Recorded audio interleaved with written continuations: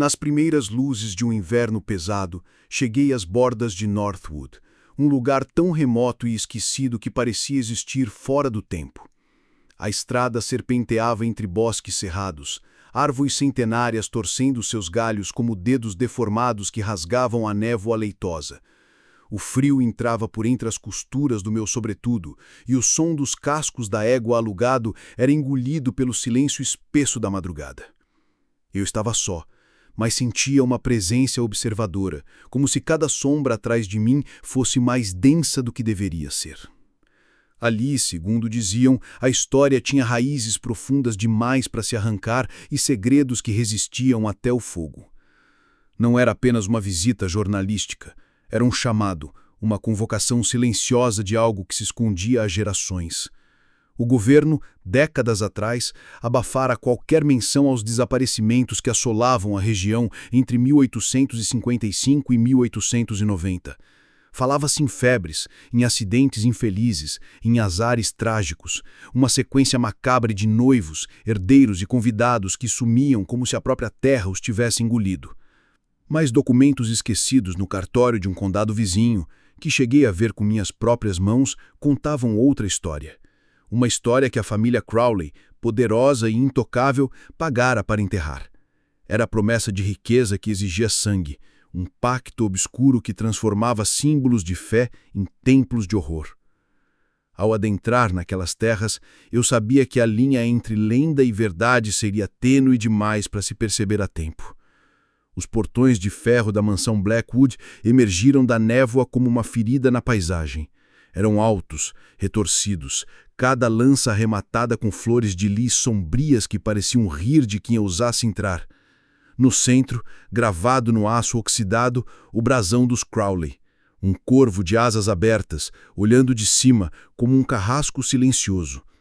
A carruagem chiou ao passar e o gemido metálico do portão se fechando atrás de mim fez meu coração acelerar. Eu senti, ou juro que senti, a temperatura cair um pouco mais. Não havia volta. A mansão em si era uma entidade viva, de pedra cinzenta e madeira escura. Torretas góticas erguiam-se como lanças contra o céu cinzento e as janelas escuras refletiam minha imagem distorcida. Gárgulas cobertas de musgo pendiam dos beirais, suas bocas abertas em gritos silenciosos, e uma umidade antiga parecia impregnar o ar, trazendo consigo um cheiro de madeira podre e velas apagadas há muito tempo. Subi os degraus, cada um rangindo como se protestasse contra a minha presença. Abri a pesada porta de carvalho e a escuridão me engoliu. Lá dentro, o silêncio era mais denso que lá fora, um silêncio de paredes que já haviam testemunhado coisas demais. Minhas botas deixavam marcas no tapete gasto e candelabros acesos lançavam sombras longas e trêmulas pelas paredes de pedra. A sensação de intrusão era quase física. Meus ombros pesavam como se eu carregasse o olhar de todos aqueles retratos a óleo que me seguiam com olhos mortos. Lá estava eu, repórter de Boston, com minha caneta, meu caderno e minha arrogância de homem moderno, convencido de que a lógica poderia decifrar qualquer enigma. Mas quando avistei, no fim do corredor, a figura de um criado silencioso que se afastou sem ruído algum, senti a pele arrepiar. E quando a voz profunda e calma de um homem ecoou do salão principal, dizendo meu nome, percebi que havia entrado não numa casa, mas num santuário de segredos, um labirinto onde cada pedra tinha memória. Avancei, o coração batendo forte, e lá estava Lord Alistair Crowley, imponente na penumbra, esperando-me como quem espera alguém que sempre soube que viria. A história, minha história, havia começado ali, diante dos portões de ferro e sob os olhos de gárgulas antigas, e eu, insensato, dei o primeiro passo para dentro do maior horror que já se escondeu sob a fachada de uma família respeitável. O salão principal parecia uma catedral profana.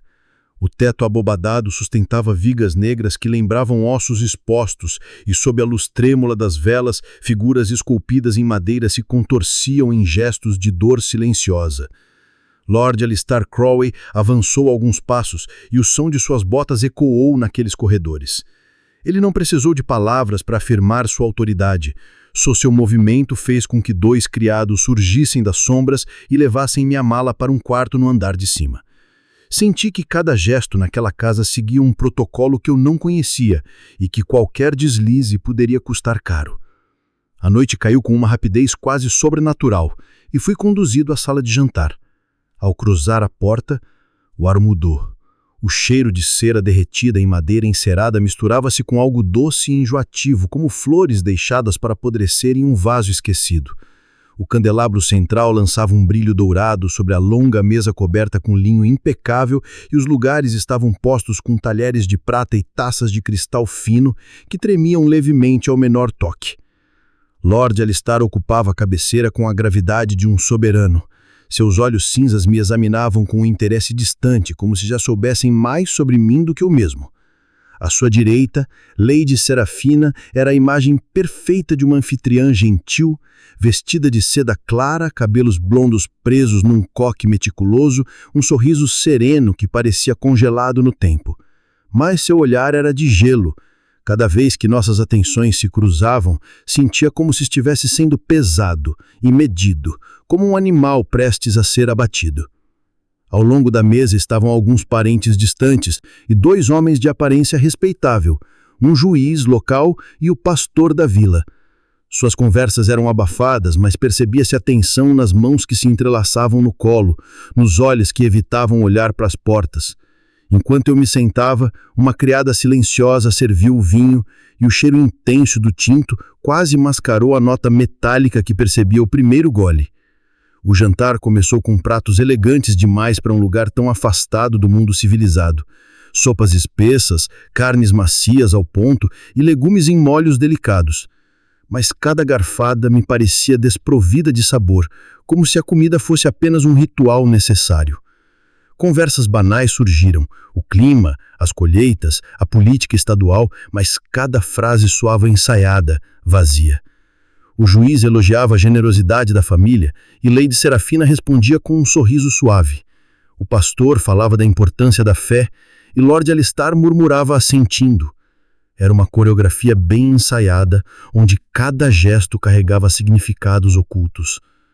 Então veio o brinde. Lord Alistar ergueu a taça e um silêncio absoluto se instalou. Até o vento pareceu se deter do lado de fora. Sua voz grave ecoou: "À prosperidade que nossa linhagem sustenta e aos sacrifícios que ela exige." A palavra final, pronunciada devagar, caiu na sala como uma pedra num poço profundo. Os presentes ergueram as taças com expressões neutras, mas vi a mão do juiz tremer levemente, derramando uma gota de vinho no linho. Lady Serafina manteve o sorriso, mas algo em seu olhar brilhou, algo que não era humano. Bebi junto, escondendo o arrepio que percorreu minha espinha. Eu era apenas um convidado, ou assim pensava, e qualquer reação de estranheza poderia me tornar suspeito. Mas naquele instante compreendi que havia entrado num jogo cujas regras não conhecia. Não era um jantar de boas-vindas, era uma prova, um ritual mascarado de cortesia. E eu, sentado entre faces que pareciam feitas de vela, sentia a sensação sufocante de ser observado não por pessoas, mas por predadores que discutiam calmamente antes do abate. Enquanto as conversas retomavam seu fluxo artificial, meu olhar vagou pelos retratos nas paredes. Homens e mulheres com traços rígidos e olhos sombrios. Gerações da família Crawley olhando para mim com um julgamento silencioso. Em um deles, uma jovem sorria, de um modo que destoava dos outros. Um sorriso verdadeiro, que parecia respirar vida. Perguntei, quase sem pensar, quem era. Lady Serafina pousou a mão sobre a mesa. O sorriso se manteve, mas seus dedos se fecharam como garras sobre o linho. Uma parente distante, disse ela. Partiu há muito tempo para uma vida melhor. Não insisti, mas naquele instante, enquanto a criada enchia novamente minha taça, e o riso contido dos convivas ecoava como um coro de fantasmas, percebi que aquela mansão não era apenas uma casa, era um palco, e cada um ali representava um papel. E eu, sem roteiro, apenas aguardava o momento de ser devorado pela trama.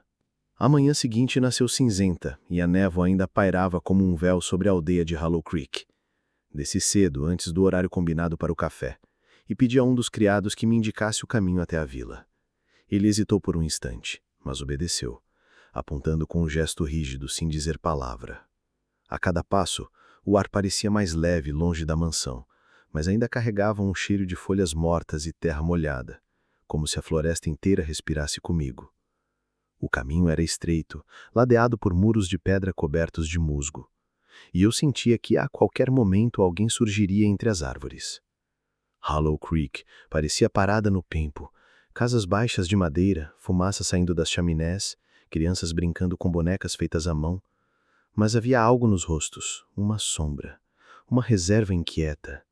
Entrei na estalagem local, um pequeno salão de teto baixo, cheiro de pão fresco e vinho barato. Os homens ali se calaram quando me viram. Sentei-me, pedi café e senti seus olhos nas minhas costas. Um velho de barba rala aproximou-se, apanhando-se numa bengala. Seus olhos eram pequenos, mas carregavam décadas de segredos. «Veio escrever sobre eles?» perguntou em voz baixa, quase um sussurro. Assenti, curioso, e ele olhou ao redor antes de se sentar à minha frente. O silêncio na sala se intensificou, como se todos tivessem esticado os ouvidos. «O senhor não sabe onde está se metendo», murmurou, as mãos trêmulas segurando a caneca. «A mansão, aquilo não é casa de gente. Já levou embora mais do que posso contar. Dizem que são acidentes, mas a gente sabe». Seus olhos se encheram de água, mas ele não piscou. Menino que trabalhava lá sumiu no meio da colheita. Moça que ia casar com um dos sobrinhos deles, ninguém mais viu. E o padre, coitado, dizia que era Deus testando a fé. Não era Deus, senhor, não era Deus. Senti um frio rastejar por minhas costas. Perguntei o que sabia exatamente, mas ele fechou a boca, o olhar se desviando para a porta, como se alguém pudesse entrar a qualquer momento. Uma mulher de lenço preto nos cabelos aproximou-se com um cesto de pães. Seus olhos não encontraram os meus enquanto sussurrou: «Não fale deles aqui, o senhor ainda pode ir embora». Mas eu não podia. Havia algo mais forte do que a prudência me empurrando adiante. Deixei algumas moedas na mesa e saí. As ruas estavam silenciosas demais, e um menino pequeno, brincando com um piano, me seguiu com um olhar até eu sumir na curva da estrada. Senti que, de alguma maneira, todos ali eram guardiões involuntários de um segredo que lhes custava caro. Quando voltei à mansão, encontrei Lady Serafina no jardim, distribuindo sopas a alguns aldeões famintos. Suas mãos enluvadas serviam o caldo ralo com delicadeza, e cada palavra que dizia era melosa e perfeita. Vi nos rostos dos aldeões uma devoção cega, como se estivessem diante de uma santa. Mas seus olhos não erguiam, e quando o faziam, vi neles o mesmo frio, o mesmo medo que vera no velho da estalagem. Serafina me viu e acenou com um sorriso angelical. «Senhor Vance, espero que esteja aproveitando nossa hospitalidade». Eu sorri de volta, sentindo o peso do caderno no meu bolso. Minha caneta estava pronta, mas o que escrevia não era mais um artigo de sociedade. Era um mapa de algo que se estendia além da razão, um emaranhado de mentiras e verdades enterradas que precisava ser revelado. Ela continuou servindo sopa, mas seus olhos, por um instante, cruzaram os meus, e o sorriso não mudou enquanto algo frio, calculado passou por aquele olhar azul profundo. Voltei para dentro, com o coração acelerado, sabendo que cada passo me afundava mais num abismo de qual talvez não houvesse retorno. Hollow Creek não era apenas uma vila, era o teatro de uma cumplicidade silenciosa, um coral de vozes caladas que sustentavam a mansão Blackwood como se fosse uma igreja. Eu começava a entender. Ali, o bem e o mal não eram opostos claros, mas peças de um jogo antigo, sujo e perfeitamente coreografado. O tempo dentro de Blackwood parecia correr em um ritmo diferente, como se cada minuto tivesse o peso de uma hora. Passei o resto do dia observando Lady Serafina com mais atenção. Ela cruzava os corredores silenciosa, como um fantasma, mas sua presença era sentida antes mesmo de aparecer. As criadas baixavam os olhos, os criados interrompiam o trabalho por um instante e murmuravam preces rápidas. Algo na postura ereta, na delicadeza dos gestos, criava a ilusão de santidade, mas por trás daquele rosto angelical Eu sentia a lâmina afiada de uma mente calculista. Durante a tarde, cruzei com ela na galeria de quadros. Ela acariciava a moldura de um retrato antigo, uma mulher de vestido escuro com olhos cerveiros. Serafina virou-se, seu sorriso tão brando que quase me fez esquecer o aperto no peito. Minha bisavó, disse, a voz doce, quase um sussurro. Todos que olham para ela dizem que seus olhos ainda guardam segredos. E a senhora? Arrisquei, tentando sondar. Guarda muitos segredos? Ela riu baixo, um som cristalino, mas os olhos permaneciam frios. Toda a casa antiga tem segredos, Sr. Vence. Alguns devem permanecer guardados, por amor àqueles que ficaram. Não esperei mais respostas, mas aquela frase ficou gravada na minha mente como uma sentença. Naquela mesma noite, ouvi rumores entre os criados, sussurros abafados sobre uma ala proibida, trancada desde antes do meu nascimento. A ala leste. Uma camareira, apavorada, disse-me sem querer que a senhora sempre vai lá sozinha, depois que todos se deitam. Outra completou, ainda mais baixo, e é de lá que vem o cheiro estranho, como flores mortas misturadas com fumaça. Tentei segui-la. Esperei até que as luzes se apagassem e a mansão mergulhou em sombras densas. Descalço, avancei pelos corredores, sentindo o coração martelar. A cada passo, os pisos rangiam, como ossos quebrando. Vi Serafina à distância carregando um candelabro, a luz dourada dançando ao redor dela. Seu vestido de seda parecia flutuar. Ela parou diante de uma porta de carvalho reforçada com uma fechadura enorme de ferro e com um movimento lento girou a chave. O estalo do metal ecoou como um trovão nos corredores vazios. A porta se abriu só o suficiente para ela passar. Antes que eu pudesse chegar mais perto, ouvi algo. Não era um som definido. Era um sussurro abafado, um sopro de palavras que não conseguia entender, seguido de um arrastar suave como tecido sendo puxado sobre pedra. Minha respiração se prendeu. Quando me aproximei, a porta já estava fechada de novo. Girei a maçaneta, mas estava trancada. O silêncio voltou, pesado, sufocante. No dia seguinte, decidi observar seus hábitos à luz do dia. Fiquei na estufa onde ela cuidava de suas plantas. Parecia um jardim inocente, cheio de orquídeas raras e flores delicadas. Mas reconheci algumas folhas escuras, o caule retorcido de plantas que só vira em manuais de toxicologia. Beladona, acônito e cicuta. Tocadas por mãos erradas, eram veneno. Tocadas por mãos treinadas, podiam matar sem deixar rastros. Serafina percebeu meu interesse e se aproximou, as luvas brancas manchadas de terra. "O senhor aprecia a natureza?" perguntou, inclinando a cabeça. Engoli seco, tentando manter a voz firme. "Parece que a senhora cultiva mais do que simples flores." Ela sorriu, inclinando-se sobre uma orquídea branca. "A natureza é cheia de lições, senhor Vence.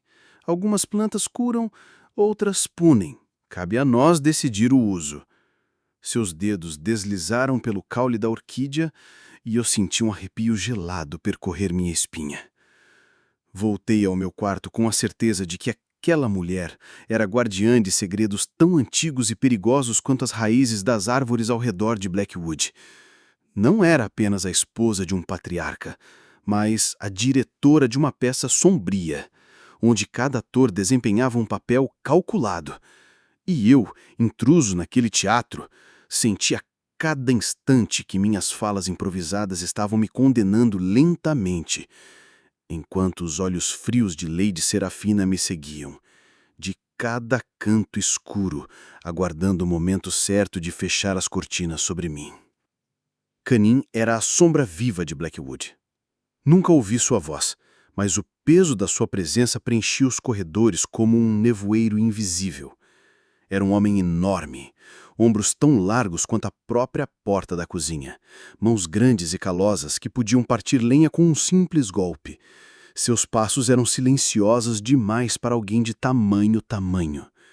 E isso me assustava mais do que se ele marchasse como um soldado. Ele surgia de repente, na orla dos jardins ou parado no fundo do corredor enquanto eu atravessava a mansão, e sempre me olhava do mesmo jeito. Um olhar imóvel, vazio, como o de um cão de guarda que avalia se você merece confiança ou mordida. Num final de tarde, observei-o enquanto cuidava das roseiras. A delicadeza com que suas mãos monstruosas podavam cada galho era quase hipnótica, como se ele estivesse acostumado a cortar, a separar o que devia viver do que devia morrer. A cada galho caído, a terra absorvia as pétalas vermelhas, e por um instante tive a impressão de que não eram flores, mas pequenos fragmentos de algo mais sombrio. Ele percebeu que observava, levantou a cabeça devagar, e aquele olhar pesado pousou sobre mim.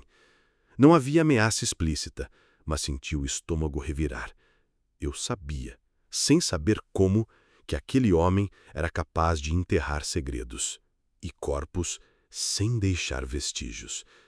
Comecei a notar sua rotina. Pela manhã, Kanin levava ferramentas para o bosque ao leste da mansão. Voltava ao entardecer, com a camisa manchada de terra e suor. À noite, ficava na varanda, imóvel, fitando a névoa como um sentinela. Uma criada, quando questionada, fez o sinal da cruz e disse apenas: "Ele não fala, mas ouve tudo." Outra murmurou, com os olhos arregalados: "Não tente segui-lo. Alguns que tentaram não voltaram." Certa noite, desci até a cozinha em busca de água. As lamparinas estavam quase apagando, e a luz oscilante projetava sombras retorcidas nas paredes. Kanin estava lá, sentado sozinho, afagando um pedaço de madeira com uma faca pequena, entalhando algo que não consegui distinguir.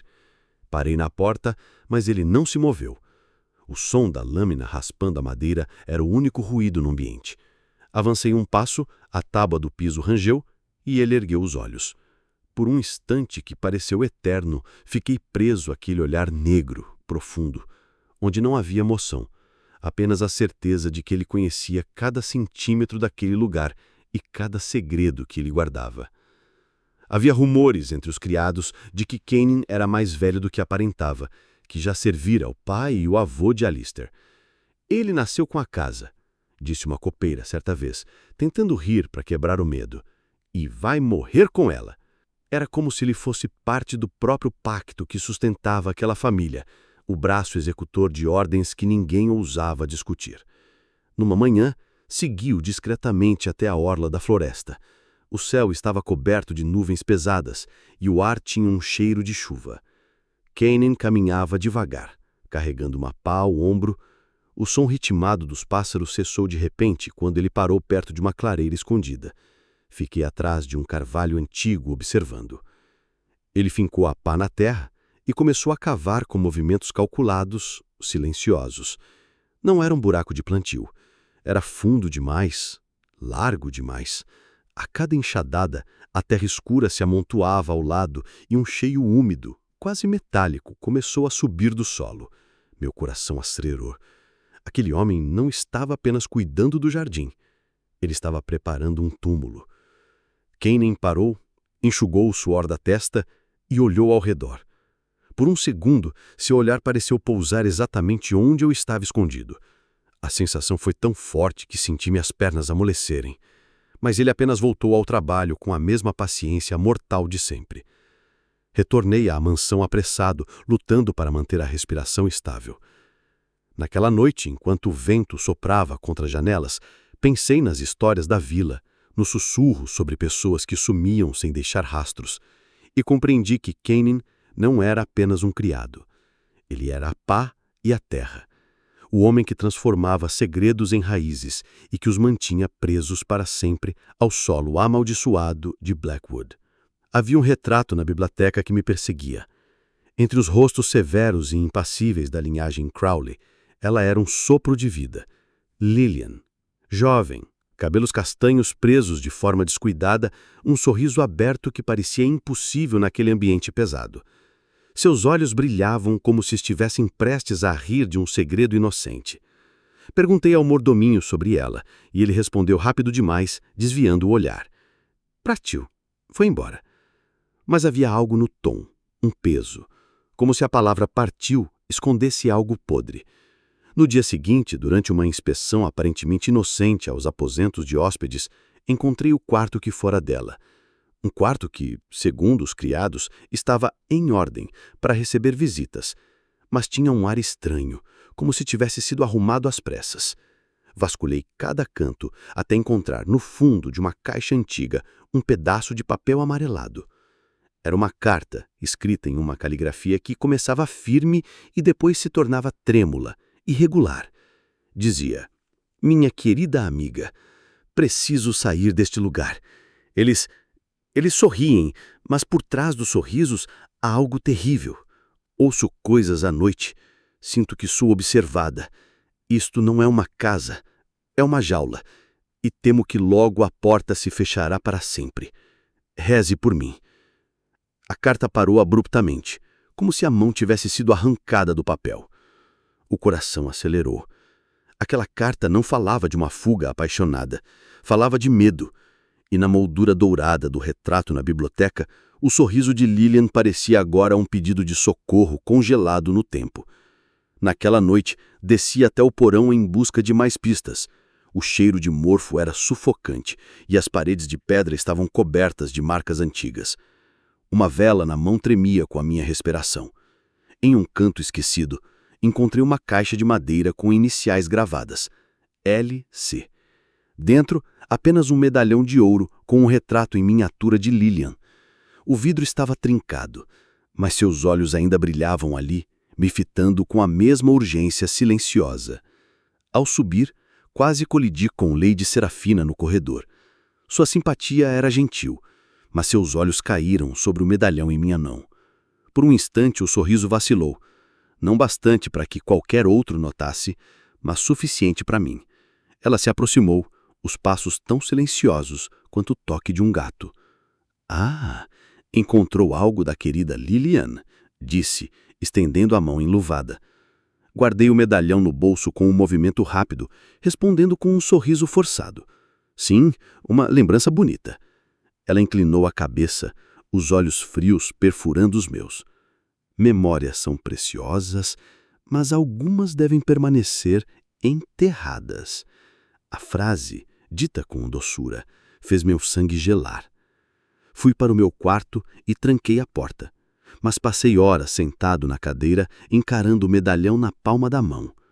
O vento uivava do lado de fora e de alguma parte distante da casa ouvi um rangido lento e repetido, como se alguém estivesse balançando uma porta que nunca se fechava completamente.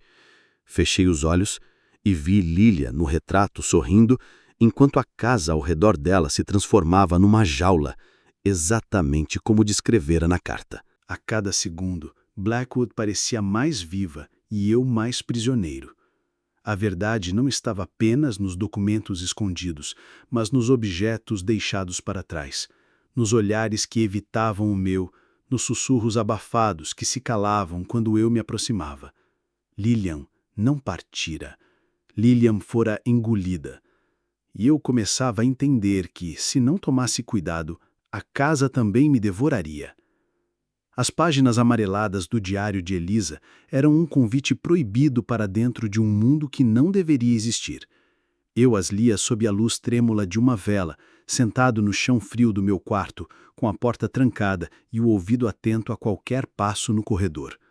A caligrafia elegante dos primeiros dias transformava-se, ao longo dos meses, em traços apressados e tortuosos, como se a mão da governanta tivesse sido guiada por medo e urgência. Cheguei a Blackwood cheia de esperança, dizia a primeira entrada, datada de 1885. A casa imponente, os patrões generosos. Havia descrições de jantares suntuosos, festas discretas e presentes inesperados. Mas então, meses depois, a mudança começava a despontar. Ouvi os cães uivarem ao longe esta noite. Não era um uivo comum, era lamento, parecia vir debaixo da terra. Cada página revelava detalhes que se encaixavam como peças de um quebra-cabeça infernal. Elisa relatava portas trancadas, corredores interditados e um clima de medo que se espalhava entre os criados como uma doença contagiosa. Lady Serafina sorri, mas às vezes vejo o vazio em seus olhos. Há algo nela que não é humano, algo que não pertence a este mundo. Eu lia, sentindo a pele arrepiar, e de repente ouvi passos no corredor. Apaguei a vela e fiquei imóvel, o coração martelando. Os passos passaram, pesados, regulares. Canin. Esperei até o silêncio voltar e reacendi a chama. O diário agora parecia me olhar, exigindo ser lido até o fim. Eles trazem visitantes, dizia uma entrada de verão de 1887. Homens elegantes, mulheres belas, todos ficam encantados com a hospitalidade dos Crawley. E depois partem, dizem. Mas eu nunca vejo as carruagens saírem, eu nunca vejo as despedidas. Numa noite de inverno de 1888, Elisa escrevia com a mão trêmula. Ouvi gritos, vindos da ala leste. Perguntei e disseram que era o vento, mas o vento não chama por Deus. Suas palavras eram um mapa de terrores, cada uma apontando para um ritual escondido sob o verniz da vida civilizada. Fechei o diário por um momento, respirando fundo. O silêncio no quarto era opressor, mas as palavras ecoavam em minha mente. Percebi que Elisa, assim como eu, tinha entrado naquela casa acreditando na lógica, na ordem, e terminara desmoronando sob o peso de um segredo maior que qualquer fé. Voltei às páginas, encontrando uma anotação escrita às pressas, quase ilegível. A lua de sangue, sempre a lua de sangue, 3 noites. A frase se repetia, como se Elisa estivesse tentando convencer a si mesma de um padrão que via se formando diante dos olhos. Um padrão de desaparecimentos alinhados a datas antigas, talvez pagãs, talvez mais antigas que a própria religião. No fim daquela noite, fechei o diário e guardei-o sobre a tábua solta onde o encontrara. Mas levei comigo uma certeza sombria. O que Elisa testemunhava não era uma sucessão de infortúnios. Era um ritual meticuloso, uma fome antiga que precisava ser saciada para que aquela mansão continuasse de pé. E ao me deitar, exausto, ouvi um som distante que poderia ser o vento, ou algo mais, um lamento profundo que vinha de dentro das próprias paredes, como se a casa tivesse memória e chorasse por todos que nunca saíram dali. As noites seguintes revelaram um padrão que me arrepiava. A cada solstício, dizia o diário, os cães uivavam de um jeito diferente, um lamento tão prolongado que parecia abrir rachaduras no próprio chão da floresta. E foi numa dessas noites geladas, enquanto o vento soprava cortante pelos corredores, que ouvi pela primeira vez o som vindo da ala leste. Não era um som nítido, mas um murmúrio, um arrastar de correntes, como um sussurro abafado debaixo do piso. Levantei-me da cama, a lamparina na mão tremendo com meus dedos. Atravessei corredores que pareciam ainda mais longos sob a luz amarelada. As paredes rangiam como se a casa estivesse viva, me observando. Quando cheguei à porta de carvalho que vira antes, aquela que Serafina trancava com tanto zelo, ouvi novamente. Um uivo, não de cão, mas de algo que sofria. A fechadura estava gelada ao toque. Forcei a maçaneta, mas estava presa, como se a madeira mesmo segurasse meus dedos. Voltei ao quarto, mas não consegui dormir. O diário me chamou de novo, como se Elisa sussurrasse ao meu ouvido. Encontrei uma entrada escrita em letras apressadas, quase ilegível. A lua de sangue, sempre a lua de sangue, 3 noites. A frase se repetia, como se Elisa estivesse tentando convencer a si mesma de um padrão que via se formando diante dos olhos.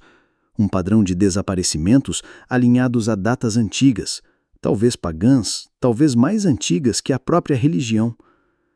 Na manhã seguinte, tentei falar com uma das cozinheiras, uma mulher pequena, mãos calejadas, rosto cansado.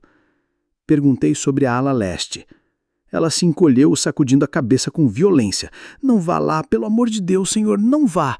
Sua voz quebrou e ela voltou ao trabalho, fingindo que eu não existia.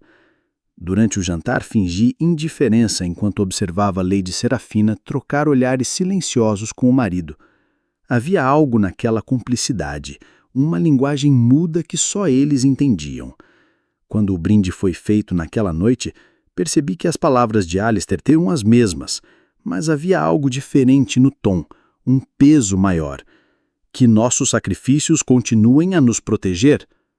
Não consegui terminar a refeição. Saí para os jardins, respirando o ar gelado.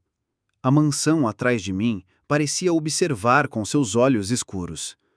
Canning estava ali, parado ao longe, imóvel como uma estátua. Quando voltei o olhar, ele já não estava. De volta ao quarto, coloquei o diário sobre a cama e olhei pela janela. A lua cheia iluminava a névoa sobre as árvores, e então ouvi novamente, fraco, distante, mas inconfundível. Um uivo longo, arrastado, cheio de dor. O som subiu pela terra, atravessou as paredes e veio se alojar no meu peito como um aviso. O diário caiu de minhas mãos, e eu soube com uma certeza gelada que Elisa estava certa. Aquilo não era vento, não eram cães. Eram ecos de vidas roubadas, de almas que não haviam encontrado descanso, chamando por qualquer um que ainda pudesse ouvir. Nos dias seguintes, passei a reler as entradas de Elisa como quem decifra uma profecia. Ela repetia as datas, marcava fases da lua, fazia riscos no papel como quem tenta controlar o incontrolável. Foi então que percebi o padrão. Sempre antes de uma lua de sangue, alguém desaparecia, e o silêncio absoluto caía sobre a casa. Elisa escrevia: "Eles não são amaldiçoados, eles são a própria maldição." E quando encontrei essa frase, senti como se ela tivesse atravessado o tempo para me avisar. Na manhã em que tudo começou a fazer sentido, um novo visitante chegou à mansão. Um jovem elegante de cartola preta e sorriso fácil, chamado Sr. Blackwood, ironicamente, um parente distante da própria linhagem. Ele cortejava uma das filhas mais novas de um primo de Alistair, e sua presença iluminou os corredores por alguns dias. Havia risos, música de piano, jantares prolongados. Pela primeira vez, vi criados se permitindo um sorriso verdadeiro, mas bastaram 3 dias para que a luz se apagasse. Acordei certa manhã com a notícia de que ele havia partido às pressas, chamado de volta à cidade por negócios urgentes. Estranho, pois sua mala ainda estava encostada no corredor. Mais estranho ainda foi ver no jardim Lady Serafina caminhando com um lenço negro no braço, como se lamentasse um luto secreto. Perguntei a um criado e obtive apenas um olhar vazio, uma resposta murmurada. Ele se foi, como todos os outros. Voltei ao quarto de Elisa naquela mesma tarde, impelido por algo mais forte que o medo. Sob o soalho, encontrei mais folhas soltas, trechos que não estavam no caderno principal.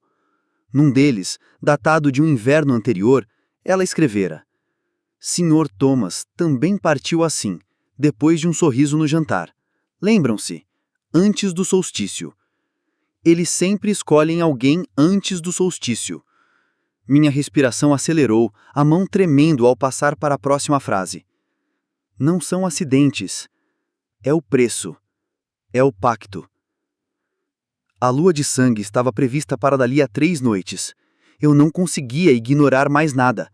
Tudo apontava para um calendário de horror repetido ao longo de décadas. Pessoas eram atraídas, como mariposas para a chama, e oferecidas a algo que nenhum de nós queria nomear. Fiquei horas andando pelo quarto, ouvindo as pálbas gemerem sobre meus pés, o vento uivar lá fora, a mansão respirar. Passei pelo corredor que dava para a ala leste e jurei ouvir um choro baixo, um soluço abafado vindo de trás da porta trancada. Meus nós dos dedos bateram levemente no carvalho e a madeira parecia pulsar sobre minha pele. Eu me afastei, engolindo em seco. Nessa noite, enquanto o relógio marcava 00:30, ouvi o som de passos pesados no pátio. Abri a cortina devagar e vi Canning atravessando o jardim carregando algo comprido embrulhado em lona. Ele desapareceu na névoa e uma ideia terrível começou a tomar forma na minha mente. Ele não era um mero criado, Ele era o carrasco, o que executava as ordens do pacto. A cada peça encontrada, a imagem se tornava mais nítida. Os Crawley não eram apenas ricos, não eram apenas excêntricos. Eles eram sacerdotes de algo antigo, alimentando uma fome que nenhum de nós queria nomear. E agora, com a lua de sangue se aproximando, eu sentia no ar um cheiro metálico de algo terrível prestes a acontecer. Eu estava no lugar errado, na hora errada. Mas ainda assim, não podia ir embora. Porque se fosse, quem contaria a história de Lillian, de Thomas, de Sr. Blackwood e de todos os que sumiram sem deixar vestígios? E naquele silêncio pesado antes do amanhecer, ao fechar o diário, senti como se Elisa estivesse ali comigo, sua voz trêmula ecoando nas paredes. Foram, corra, ou você será o próximo. A partir daquele instante, qualquer movimento na casa soava como um aviso. Cada sombra parecia se alongar para me tocar. Sabendo que a lua de sangue se aproximava, comecei a sondar mais fundo. O destino de Elisa me perseguia, e eu temia que, assim como ela, eu acabasse apenas mais um nome apagado nas paredes de Blackwood. Mas ainda assim, a necessidade de entender era maior que o medo. Foi então que tomei coragem e busquei Lady Serafina no jardim de inverno. Ela estava sozinha, cuidando de suas orquídeas como sempre fazia nas tardes silenciosas. O vidro embaçado filtrava a luz cinzenta, tornando tudo quase etéreo. Eu a observei por alguns segundos antes de falar. Lady Serafina, perdoe minha intromissão, mas notei algo estranho. Visitantes que chegam e desaparecem sem despedida, datas marcadas, o Sr. Blackwood, por exemplo. Ela não se virou de imediato. Continuou borrifando água nas folhas, com movimentos graciosos e lentos. Quando finalmente me olhou, seu sorriso era tão belo quanto mortal. Sr. Vance, a curiosidade pode ser uma bênção ou uma sentença. Aproximou-se de uma orquídea branca perfeita e cortou-lhe um galho seco com uma tesoura de prata. Aqui, as flores que não se adaptam ao jardim, nós as tiramos antes que contaminem o resto. A ameaça estava ali, escondida sob a doçura do tom. Mesmo assim, eu teimei, quase num sussurro. E Elisa, a guardanisa, também não se adaptou? Serafina piscou devagar e pela primeira vez seu sorriso desapareceu. Elisa era dedicada, mas tinha dificuldade em obedecer. Perguntas demais podem ser perigosas. E então voltou a sorrir, mas agora seus olhos não escondiam nada. Um brilho cortante como uma lâmina prestes a ser usada. Saí dali com as pernas bambas, mas meu coração ardia em fúria silenciosa. Ela sabia que eu estava perto demais da verdade. E naquele momento entendi que estava jogando meu destino num tabuleiro onde as regras eram escritas em sangue. Decidi agir antes que eles agissem primeiro. Naquela noite, preparei uma lamparina e fui até o quarto de Elisa. Com cuidado, levantei novamente a tábua solta. Lá estava o diário. Mas percebi algo diferente. Um pequeno objeto de metal preso ao óleo do tecido. Uma chave de bronze, enferrujada, pequena demais para as portas comuns da casa. Quando a segurei, senti um arrepio percorrer minha espinha. A chave parecia pulsar quente, como se guardasse séculos de segredos. Voltei ao meu quarto e sentei na beira da cama, encarando-a sob a luz fraca. A lembrança das palavras de Elisa me atravessou. Ela sabe que eu sei. Se eu tivesse medo, seria agora. Mas a verdade tinha se tornado uma obsessão, e aquela chave talvez fosse a única arma que me restava. Decidi seguir Canning. Esperei até que a casa mergulhasse no silêncio profundo da madrugada. O vento lá fora batia contra as janelas e o som dos galhos roçando o telhado soava como unhas arranhando madeira. Vesti um casaco grosso e saí pelo corredor, sentindo o frio se infiltrar nas minhas roupas. O relógio marcava pouco mais de 2 da manhã quando ouvi os passos pesados dele ecoando no pátio. Desci a escada lateral e fiquei na sombra do celeiro. Canin atravessava o jardim em direção ao bosque, carregando uma lanterna de luz amarelada e algo pesado enrolado em um lençol escuro. Segui-o em silêncio, meu coração batendo tão forte que temia que ele ouvisse. A cada passo, a névoa se tornava mais espessa, abafando o som de nossas respirações. Chegamos ao cemitério da família, onde mausoléus de pedra erguiam-se como dentes podres na noite. Canin parou diante do maior deles e, com uma chave de ferro, abriu a porta pesada. Um cheiro de terra úmida e mofo saiu dali, misturado a algo agridoce que não consegui identificar. Antes que eu pudesse me aproximar, ele entrou e fechou a porta. Fiquei imóvel na escuridão, o vento cortando minha pele, ouvindo apenas o eco distante de passos em degraus de pedra. Lembrei-me então da chave de bronze na minha mão. Talvez em algum ponto daquele mausoléu houvesse outra entrada. Circulei a construção em silêncio, a lamparina tremendo na minha mão, até encontrar na parede posterior uma pequena porta de serviço, quase invisível sob o musgo. A fechadura era antiga e minhas mãos suavam quando encaixei a chave de Elisa. Por um instante, nada aconteceu. Então, com um estalo baixo, ela girou. Empurrei a porta e fui engolido pela escuridão. O ar lá dentro era denso, pesado, cheirando a pedra molhada e segredos enterrados. Desci os primeiros degraus de uma escada espiral, sentindo cada passo ecoar nas entranhas da terra. A cada volta, o som de um canto distante começou a se formar, palavras numa língua que não reconhecia, guturais e ritmadas. A chama da lamparina oscilou quando o frio aumentou e percebi que estava prestes a testemunhar algo que não deveria ser visto por ninguém. O coração batia como um tambor enquanto me aproximava da origem daquele cântico e compreendi que o que Elisa temia, o que a vila inteira evitava, estava logo abaixo dos meus pés. O coração batia como um tambor enquanto me aproximava da origem daquele cântico e compreendi que o que Elisa temia, o que a vila inteira evitava, estava logo abaixo dos meus pés. Desci cada degrau como quem se afunda em um poço sem fundo. A espiral parecia interminável, mas o canto se tornava mais nítido, mais opressor, como se a própria pedra vibrasse com aquelas palavras. A lamparina tremia em minha mão, espalhando sombras dançantes nas paredes úmidas. O ar estava tão frio que minha respiração surgia em nuvens brancas, misturando-se com o cheiro de mofo e de algo adocicado que me causava náusea. Quando a escada enfim terminou, encontrei um corredor estreito, escavado diretamente na rocha, com símbolos estranhos entalhados nas paredes, curvas, espirais e figuras que pareciam olhos abertos. Toquei um deles com a ponta dos dedos e senti a pedra mais quente do que deveria.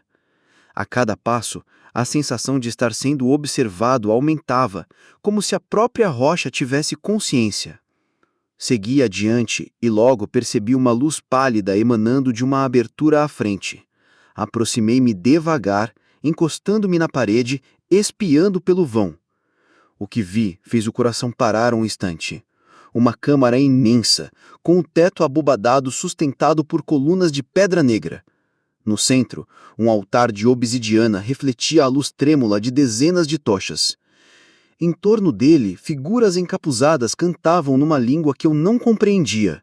O som era baixo, gutural, cheio de uma devoção doentia. Reconheci alguns, o juiz local, o pastor que pregava sobre bondade, 2 comerciantes que jantaram conosco dias atrás. Todos usavam máscaras de porcelana branca em forma de carvos, as penas esculpidas brilhando à luz das tochas. Então, meus olhos encontraram Lord Aleister Crowley.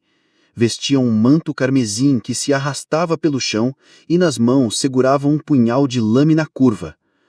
Ao lado dele, Lady Serafina erguia um cálice de prata, seus olhos azuis brilhando com um fervor quase divino, mas que exalava apenas loucura. O sorriso que ela exibia agora era o mesmo que eu vira durante a caridade na vila, só que destituído de qualquer máscara. Era predador, era êxtase. E então percebi o que estava sobre o altar. Não era um objeto, mas uma pessoa. Uma jovem criada, talvez com menos de 20 anos, amarrada com cordas ásperas. Seus olhos estavam arregalados, a boca coberta por um pano, lágrimas escorrendo pelo rosto sujo. Ela se batia, mas Canning a segurava com mãos de pedra, imóvel, inabalável, como se aquilo fosse apenas mais uma tarefa de rotina. O cântico parou e o silêncio que se seguiu foi mais pesado do que qualquer som. Lord Aleister Crowley ergueu o punhal e falou palavras que gelaram meu sangue. Que este sacrifício renove nossa força e nos mantenha acima de todos. A multidão respondeu em uníssono, e o som ecoou pelas paredes como trovões subterrâneos. Meus dedos cerraram em torno da chave de bronze no bolso, mas eu estava paralisado. Eu não era soldado, nem herói. Era apenas um homem com uma lamparina e um coração apavorado. Mas quando a vi olhar em minha direção, mesmo que não me visse, algo dentro de mim se quebrou. Não podia permitir que mais um nome se perdesse na terra amaldiçoada de Blackwood. Deixei a lamparina no chão e avancei na escuridão do corredor, sentindo as pedras arranharem meus ombros. Cada passo era um desafio à própria sobrevivência. Sabia que não havia plano, apenas a esperança de um golpe de sorte. Meus olhos fixaram-se no punhal que brilhava sob a luz das tochas, e o som do meu coração abafou o canto que recomeçava. Quando me aproximei da entrada da câmara, respirei fundo, tentando silenciar o medo. O cheiro de sangue fresco misturava-se ao da cera que queimava. Meus pés deslizaram por uma pedra solta, produzindo um ruído baixo que ecoou como um tiro. Alguns encapuzados viraram a cabeça e por um instante o mundo parou. O punhal ainda estava no alto, prestes a descer, e eu sabia que tinha apenas um segundo para agir ou seria tarde demais. O segundo seguinte se estendeu como uma eternidade. O punhal curvado brilhava acima do corpo da jovem, e eu senti uma onda de calor subir para a espinha. Não pensei, meu corpo se moveu antes da mente. Avancei pelo arco de pedra, a mão empurrando com força um braseiro de ferro que ladeava a entrada. O impacto fez brasas incandescentes se espalharem pelo chão e pelas tapeçarias antigas, e o cheiro de tecido queimado se misturou ao ar pesado. O choque foi imediato. Os cânticos se transformaram em gritos, as figuras mascaradas recuaram, tropeçando umas nas outras, as chamas crescendo como serpentes alaranjadas ao redor do altar. Lord Aleister se virou, a raiva estampada em seu rosto, mas antes que pudesse reagir, eu já corri em direção à criada amarrada. Canning se pôs à minha frente, aquele gigante inabalável, mas o fogo crescia rápido e a luz ardente refletia em seus olhos escuros. Agarrei o canivete no meu bolso e num movimento desesperado cortei a corda que prendia o braço da garota. Ela soluçou atrás da mordaça, o corpo tremendo. "Corre!" sussurrei, mas ela estava fraca demais. Então a puxei para mim, sentindo o calor do fogo já lamber as bordas do altar. Canning tentou avançar, mas uma tapeçaria em chamas caiu diante dele, bloqueando o seu caminho por um instante precioso. Corremos pelo corredor estreito, meus pulmões ardendo com uma fumaça espessa. Atrás de nós, ouvia-se a confusão, gritos, ordens e o rugido do fogo devorando os segredos do culto. A criada tropeçava, mas eu a sustentava, empurrando-a adiante. A escada em espiral parecia ainda mais longa na fuga. Cada degrau uma batalha contra a falta de ar e o peso do corpo dela. A lamparina que eu havia deixado no caminho ainda ardia, iluminando o caminho de saída. Quando empurrei a pequena porta de ferro, o vento gélido da madrugada me atingiu como um soco, mas foi um soco de vida. Lá fora, a neve caía pesada, abafando os sons da mansão. A criada caiu de joelhos na neve, respirando aos soluços, e eu a ergui, puxando-a comigo pelo jardim até alcançar o muro lateral. Atravessei a cerca de madeira, sentindo o gelo rasgar meu sobretudo, e continuamos correndo até chegar na estrada, onde as árvores formavam um túnel escuro. Por um instante, acreditei que havíamos escapado. Mas então ouvi atrás de nós um som pesado, passos esmagando a neve. Virei-me e vi Canning emergir da névoa, os ombros largos, o rosto imóvel, caminhando com a mesma calma de sempre, como se o fogo e o caos atrás dele não o afetassem.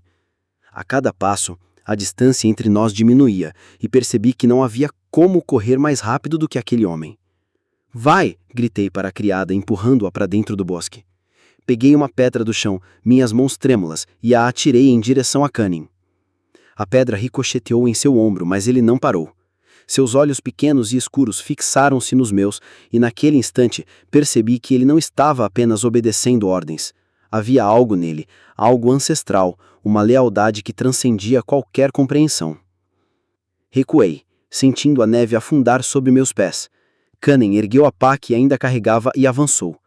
O terror me fez mover, correr pela estrada enquanto o vento uivava ao redor. A criada surgiu à minha frente, cambaleando, e juntos nos jogamos atrás de um tronco caído, escondendo-nos enquanto Cunning passava lentamente, a pá arrastando na neve, o som rasgando o silêncio como uma lâmina. Ficamos ali imóveis até que seus passos desaparecerem na névoa. Só então olhei para a garota. Seus olhos estavam arregalados, a pele pálida, mas ela estava viva. Você está segura, sussurrei, mas nem eu mesmo acreditava.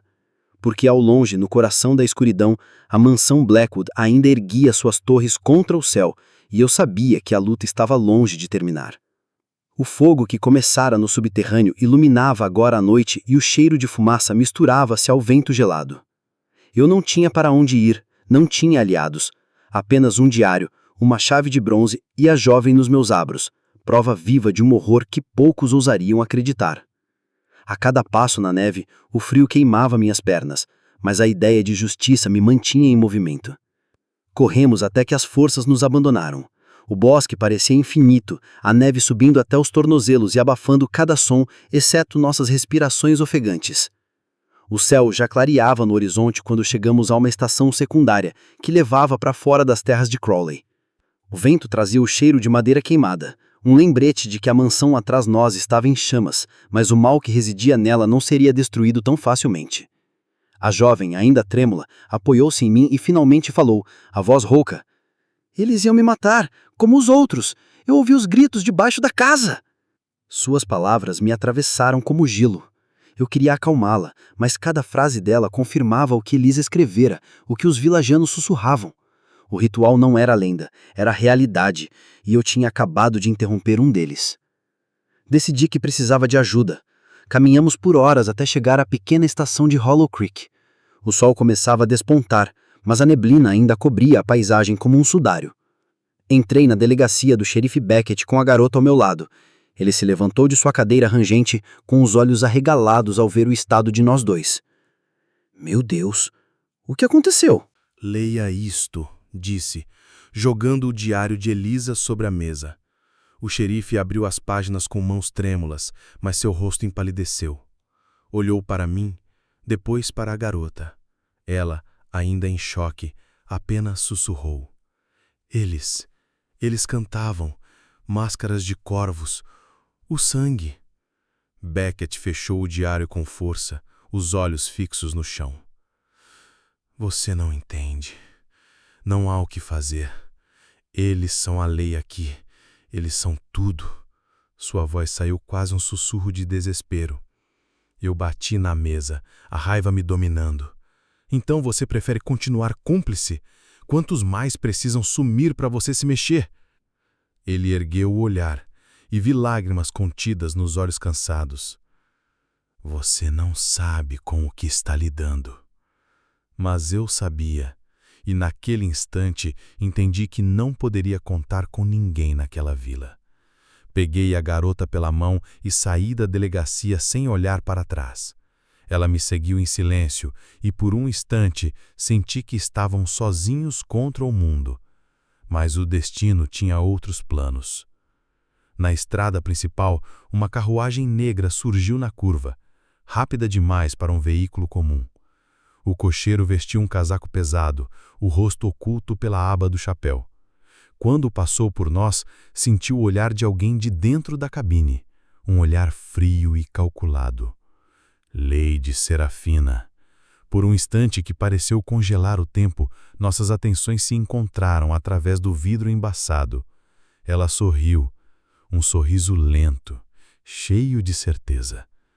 A carruagem seguiu adiante, deixando atrás de si o rastro de um perfume doce e enjoativo.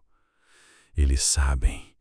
murmurei, puxando a garota para o mato ao lado da estrada. Ficamos ali escondidos, observando até que a carruagem desaparecesse no horizonte. A sensação de perseguição crescia e cada ruído na floresta me fazia girar a cabeça, esperando ver Cunning emergir da névoa novamente. Naquela noite, refugiados num celeiro abandonado nos arredores, finalmente conseguimos descansar. A garota dormiu primeiro, exausta, enquanto eu mantinha vigília com o canivete na mão. A lua crescente iluminava o campo e eu escrevi apressado no meu caderno tudo o que vimos, temendo que, se morresse ali, ninguém jamais soubesse a verdade. A sensação de perigo não me deixou. Cada uivo distante me fazia lembrar do ritual, das máscaras, do punhal erguido.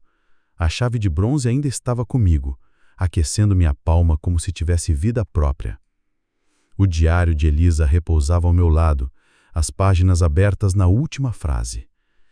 Eles se alimentam dela. E então percebi que não podia apenas fugir. Fugir não traria justiça. Fugir não quebraria o ciclo. Eu precisava voltar. Precisava de provas irrefutáveis, algo que derrubasse a rede de silêncio que cobria Northwood havia gerações. Enquanto a garota dormia, jurei a mim mesmo. Antes do próximo solstício, a verdade seria exposta, ou meu corpo se juntaria aos ossos esquecidos, sob as raízes de Blackwood. O amanhecer seguinte trouxe consigo uma claridade pálida e com ela um peso esmagador de decisões. A garota acordou em silêncio, seus olhos vazios ainda fixos em memórias recentes demais para se apagar. Dei-lhe um pedaço de pão duro encontrado no celeiro e, enquanto ela comia devagar, eu olhava para a estrada ao longe, perguntando a mim mesmo se estava pronto para voltar ao coração do inferno. Enviei um telegrama apressado a meu editor em Boston, usando códigos que só nós conhecíamos. Mencionei sequestro, mortes encobertas, conluio de autoridades. Pedi que enviasse homens de fora, gente que não estivesse presa à teia de favores e ameaças dos Crowley. Mas eu sabia que a ajuda levaria dias, e a lua cheia que se aproximava era um lembrete cruel de que não tínhamos tanto tempo.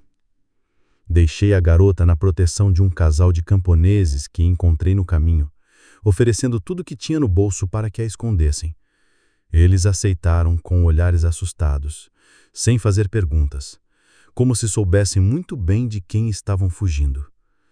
Antes de partir, ela segurou minha mão com força e sussurrou: "Não volte lá.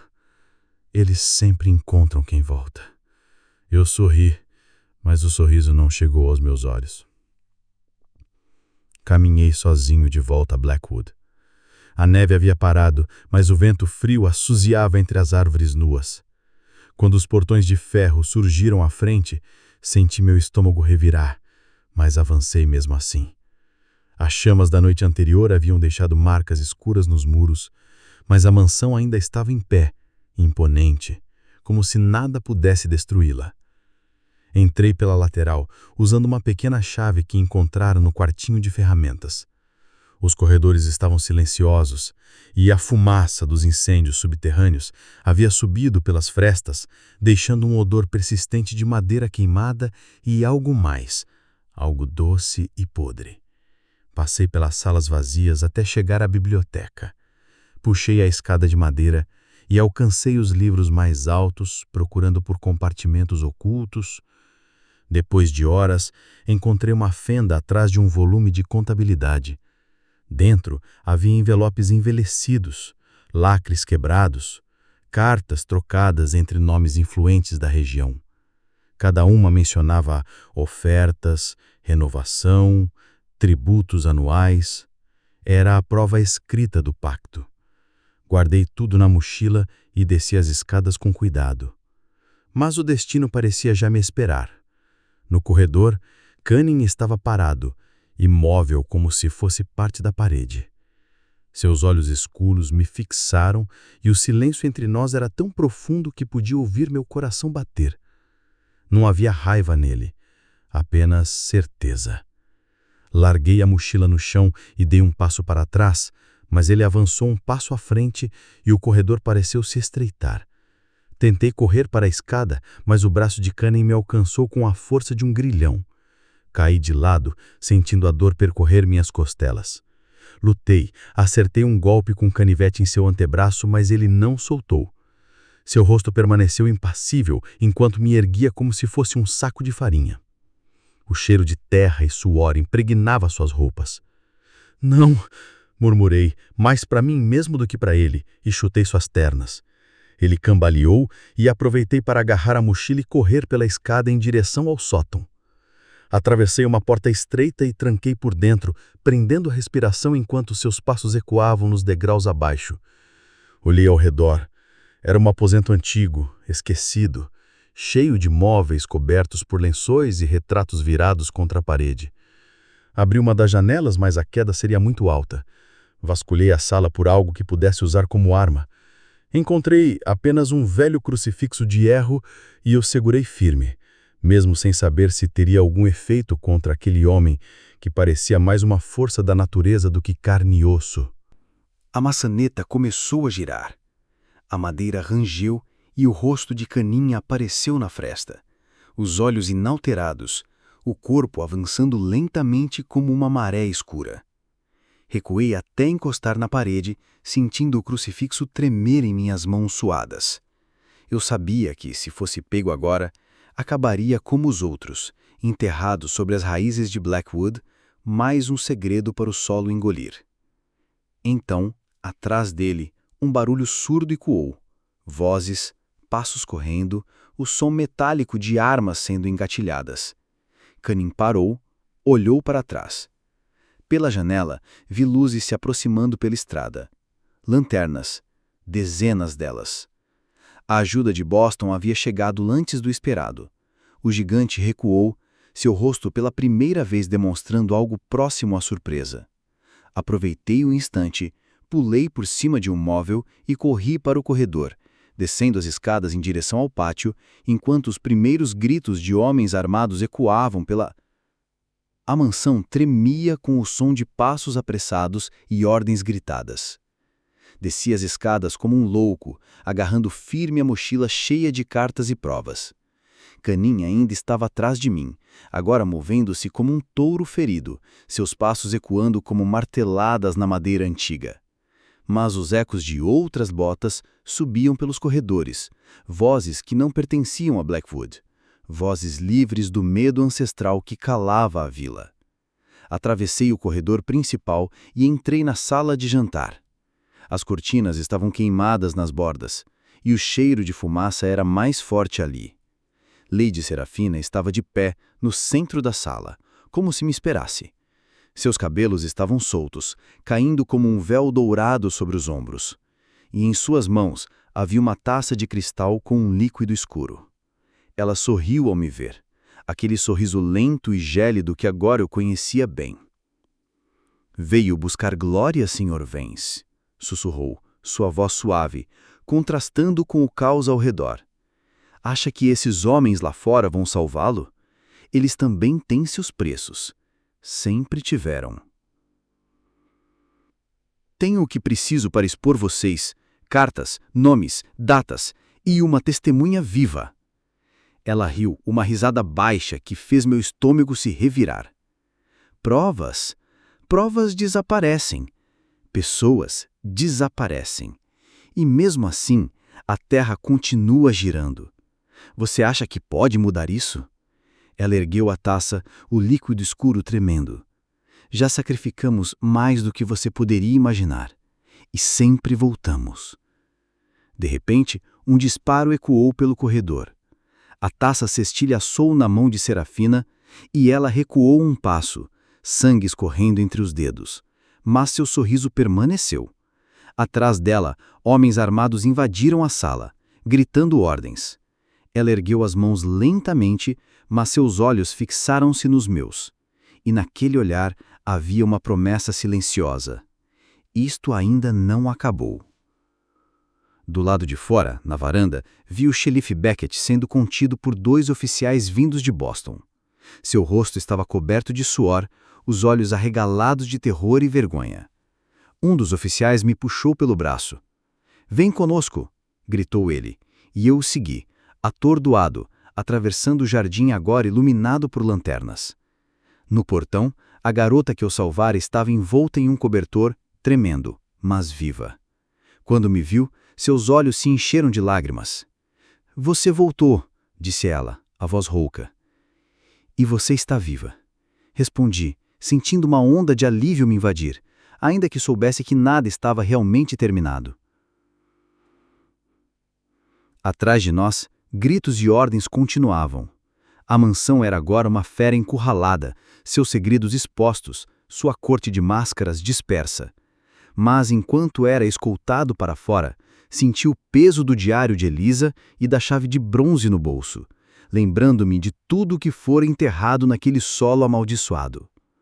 Olhei uma última vez para as torres sombrias de Blackwood que se erguiam contra a lua minguante. Vi, ou imaginei ver, uma figura parada no último andar, observando-me.